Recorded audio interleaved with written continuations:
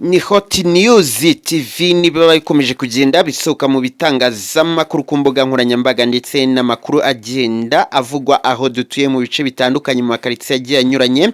Reka tubasuhuze rero mwese mukomeza kugenda mubana natwe mu makuru n'ibiganiro tubategurira umusikundi. Nizera ko aho muherereye hose rwose ibintu bimeze neza cyane, mukomeje kubana n'uburinzi bw'Imana. Mboneraho kubaha ikaze kugira ngo dukomeze kugenda tubana mu makuru tubateguriye muri aka kanya.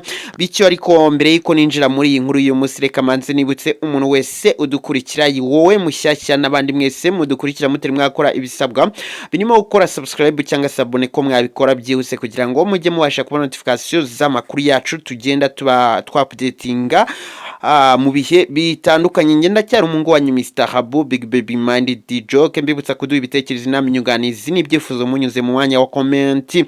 Amakuru yacu uyu munsi rero reka tunyarukire hariya mu mujyi wa Kigali. Mbona harimo kuvugwa inkuru iteye agahinda, inkuru ibabaje cyane.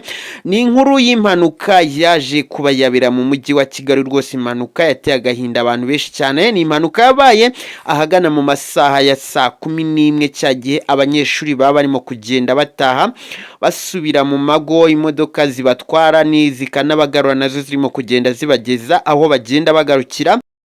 Imimanuka yaje kuba yaba ubwo yari irimo kuva gucyura abanyeshuri biga ku kigo giherereye hariya i Kanombe mu karere ka Kicukiro. Ikigo kizwi ku izina rya ikoze.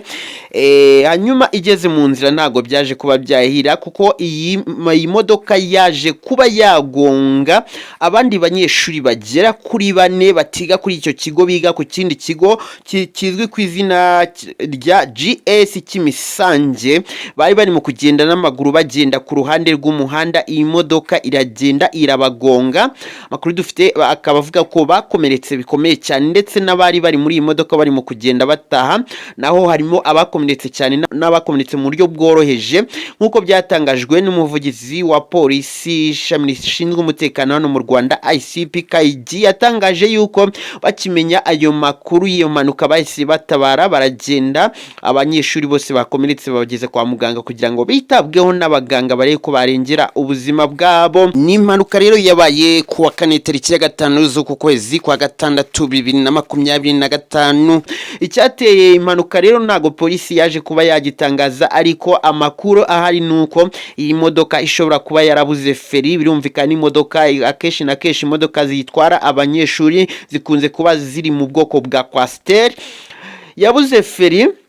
Niyo makuru agenda agaragara. Hanyuma iragenda ikubita abo banyeshuri 4 bagendaga n'amaguru bari ku ruhande na nubwo bari hagati mu muhanda. My friend, biteye agahinda rero, biteye agahinda kuko impanuka ibaye aba banyeshuri bakomeretse mu gihe cy'imyiteguro y'ibizamini bisoza umwaka wa 2025. Murabizi ko abanyeshuri gahunda hari bagomba gufunga bitarenze ku kwezi kwa gatandatu, yaba bazakora ibizamini bya leta n'abazakora ibizamini bisanzwe. Abo bose ibizamini by'amashuri asanzwe bizasozwa muri uku kwa gatandatu bafunge, hanyuma hajyeho imyiteguro yo kuzakora ibizamini bya leta. Urumva ko nabyo biri hafi angani mu mezi y'ukwa 7 gutyo.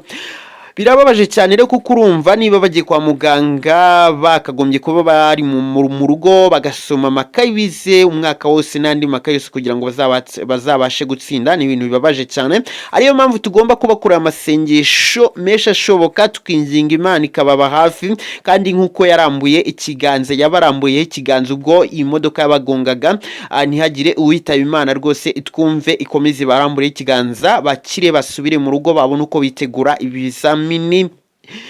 Gayo nguko rero, reka nere kuvuga byinshi. Andi makuru azagenda za kuri aya ngaya yisumbuye kuri aya tuzagenda tuyabagezaho. Reka soze shimira abantu mwese mwafashe umwanya mukabana nanjye mu makuru n'ibiganiro mbanagiye mbagezaho. Rwose murabe ingenzi, muraba agaciro.